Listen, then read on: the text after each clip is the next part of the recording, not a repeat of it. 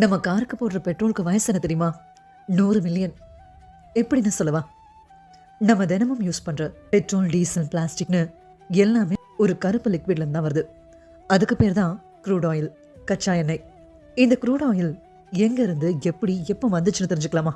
Millions of years ago பூமியில மனுஷனே இல்லாத டைம்ல கடலுக்குள்ள ஆல்கே, மெரைன் பிளான்ட்ஸ், சின்ன சின்ன ஆர்கானிசம்ஸ்னு நிறைய இருந்துச்சு. அது செத்ததும் என்ன ஆகுதுன்னா கடலுக்கு கீழே அப்புறம் அப்படியே செட்டில் ஆகுது. அதுக்கு மேல மட், சாண்ட், ராக்ஸ்னு லேயர் மேல லேயர் அக்யூமுலேட் ஆகுது.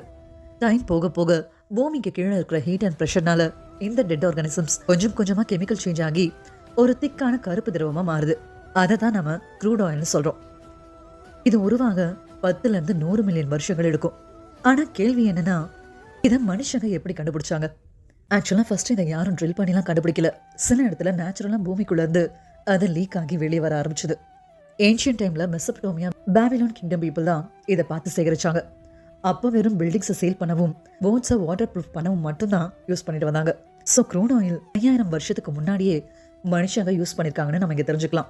பட் அதுக்கப்புறம் மாடர்ன் பீரியட்ல இது எப்படி எக்ஸ்ப்ளோர் ஆச்சுன்னா, 1859ல் எட்வின் ட்ரேக்ன்ற ஒரு அமெரிக்கன் இன்ஜினியருக்கு ஒரு ஐடியா வந்துச்சு.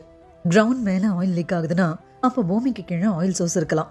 ட்ரில் பண்ணா கிடைக்குமான்ற ஆர்வத்தோட கிவ் அப் பண்ணாம ட்ரில் பண்ணி பார்க்க முயற்சி பண்றாரு. பென்சில்வேனியா டைட்டஸ் பிளேன்ற ஒரு பிளேஸ்ல ட்ரில்லிங் ஸ்டார்ட் பண்றாரு. நாட்கள் அப்படியே போச்சு. எல்லாரும் அவரை ட்ரேக்ஸ் ஃபோலின்னு, அதாவது வேஸ்ட் ஐடியான்னு கிண்டல் பண்றாங்க. ஆனா ஃபைனலி 69 ஃபீட் டெப்த்ல இந்த பிளாக் ஆயில் பூம் ஆகுது. அதான் உலகத்துடைய ஃபர்ஸ்ட் கமர்ஷியல் ஆயில் வெல்.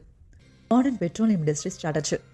அதுக்கப்புறம் தான் அமெரிக்கா, ரஷ்யா, மிடில் ஈஸ்ட் எல்லா கண்ட்ரீஸ்லையும் ஆயில் சர்ச் பண்ண ஸ்டார்ட் பண்ணாங்க. எஸ்பெஷலாக சவுதி அரேபியாவில் 1938ல் ஒரு பெரிய ஆயில் ரிசர்வாயர் கண்டுபிடிக்கப்பட்டுச்சு. அதுதான் சவுதி அரேபியாவை ரிச் ஆயில் கண்ட்ரியாக மாற்றினது. ஆனால் கண்டுபிடிச்ச இந்த க்ரூட் ஆயிலை டைரக்டாக யூஸ் பண்ண முடியாது. ஏன்னா ஹண்ட்ரட்ஸ் ஆஃப் கெமிக்கல்ஸ் அதெல்லாம் மிக்ஸ் ஆகிருக்கும். ஸோ முதல்ல பைப்லைன்ஸ் மூலமாக ரிஃபைனரிக்கு அனுப்புவாங்க. அதை ஸ்டோரேஜ் டேங்க்ஸில் ஸ்டோர் பண்ணுவாங்க. அண்ட் தென் க்ரூட் ஆயில் ஃபர்னேஸ்னு சொல்கிற பெரிய ஹீட்டர்லாம் ஹீட் பண்ணுவாங்க. ஹையஸ்ட் டெம்பரேச்சரில் க்ரூட் ஆயில் வேப்பர் ஆகி மேலே ஏறும். அந்த ஹாட் வேப்பர் ஒரு பெரிய டவருக்கு போகும். அதுதான் ஃப்ராக்ஷனல் டிஸ்டிலேஷன் டவர்னு சொல்லப்படுது. அந்த டவர் பாட்டமில் ரொம்ப ஹீட்டாகவும், நடுவில் மீடியம் டெம்பரேச்சர்லையும், டாப்பில் கூலாகவும் இருக்கும். க்ரூட் ஆயில் வேப்பர் டவர் உள்ள மேலே ஏறுறப்போ டிஃப்ரெண்ட் கெமிக்கல்ஸ் டிஃப்ரெண்ட் டெம்பரேச்சரில் கூல் ஆகி லிக்விட் ஆகுது.